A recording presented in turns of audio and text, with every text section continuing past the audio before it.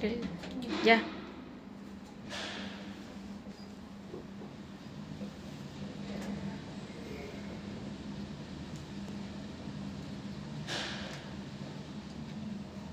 Ya, pausa. Piso 6. Muy buenas tardes. En esta oportunidad, mi grupo y yo vamos a explicar el análisis obtenido después de medir la gravedad del ascensor con ayuda de la aplicación Firefox.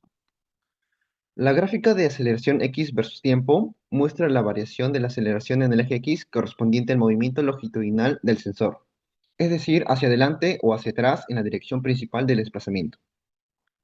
En el eje horizontal se encuentra el tiempo, que indica la duración total del experimento, mientras que en el eje vertical se representa la aceleración x en metros por segundo al cuadrado. Cuando los valores de la aceleración son positivos, indican que el objeto o el sensor están acelerando en una dirección, por ejemplo hacia adelante, y por el contrario, los valores negativos representan una aceleración en el sentido opuesto. Durante el experimento, los picos observados en la gráfica reflejan cambios bruscos en la velocidad, como inicios o detenciones del movimiento, mientras que los tramos planos o cercanos a cero corresponden a periodos en los que la velocidad se mantuvo constante o el sistema estuvo en reposo.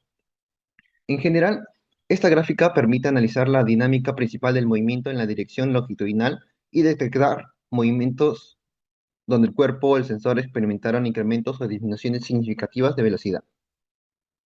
Bueno, en cuanto a la gráfica de aceleración versus tiempo, la aceleración Y, la gráfica de la aceleración Y versus tiempo nos muestra cómo varía la aceleración del sistema en el eje Y que corresponde al movimiento lateral, o sea, de izquierda a derecha del sensor o del cuerpo en el que estamos estudiando.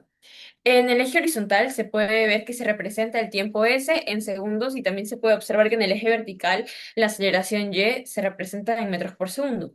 Y bueno, durante todo el experimento hemos podido observar las fluctuaciones en la señal. Eso indica que el sensor registró cambios de dirección, pequeños desplazamientos laterales, mejor dicho. Cuando la aceleración es positiva, el movimiento tiende hacia un lado del eje Y, por ejemplo, hacia la derecha, y cuando es negativa, hacia el lado opuesto que vendría a ser la izquierda. Si los valores se mantienen cercanos a cero durante un intervalo, significa que no hubo aceleración significativa en esa dirección o el sensor permaneció estable. En conjunto, esta gráfica permite analizar la estabilidad lateral del sistema y la presencia de vibraciones o perturbaciones transversales durante el movimiento. Bueno, a continuación les paso con mi compañero. Continuando con la gráfica aceleración z versus tiempo, esta gráfica muestra cómo varía la aceleración del sistema en el eje vertical z a lo largo del experimento. En este eje, el sensor mide los cambios de movimiento hacia arriba o hacia abajo, por lo que esta componente está directamente relacionada con la gravedad y con cualquier desplazamiento vertical del cuerpo o del sensor. En el eje horizontal se encuentra el tiempo medido en segundos, que indica la duración del experimento, mientras que en el eje vertical la aceleración z medida en metros por segundo al cuadrado. Cuando la aceleración z tiene medidas negativas, toma valores negativos, el movimiento ocurre en la misma dirección de la gravedad, es decir, hacia abajo. En cambio, cuando los valores son positivos, indican un movimiento o fuerza en sentido contrario a la gravedad, hacia arriba. Durante el experimento se observa variaciones en la aceleración z que reflejan los cambios de velocidad vertical del sistema. Si aparecen picos pronunciados, significa que hubo movimientos bruscos hacia arriba o hacia abajo.